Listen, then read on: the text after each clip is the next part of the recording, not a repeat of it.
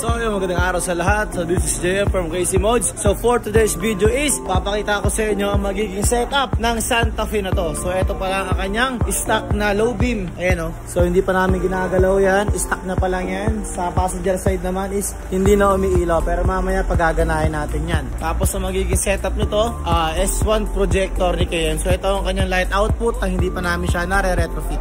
Start! Siyempre bago natin galawin, kailangan muna i-checklist para malaman natin kung meron bang hindi gumagana once na hindi pa natin siya mare-retro.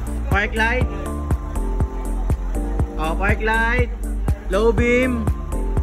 So yun yung kagaya nga sinabi ko kanina, driver side rin gumagana niya na low beam. Ang passenger side is wala na. Kung nakikita nyo na yung iba-iba kulay is tricolor yan. Sige nga, high beam muna, high beam. Ayan, tricolor, iba-iba ng kulay yung kanyang high beam. Park light. Nakapag na ka. Ayun. Ay, patay mo nga yung fog light. Patay mo yung fog light. So, yung isa is ito, umiilaw. Yung kabila, wala. Sige, fog light.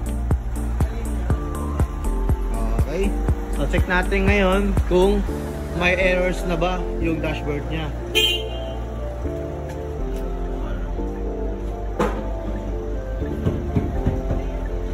Okay, wala naman. So ito ang stock niya na low beam. Ayan o. Nasa board na yan. Pero walang makita. High beam. So ito isa kanyang stock pa lang. Yung high beam niya, tricolor. Paiba-iba. Ayan o. Pero yung low beam niya is ganyan lang talaga kalakas. Yung sa driver side naman, kita nyo naman kayo yan, hindi na gumagana. So mamaya papakita ko sa inyo yung final light output nito. Once na matapos na siya, retrofit or once na matapos na siya palitan ng projector type ng KM.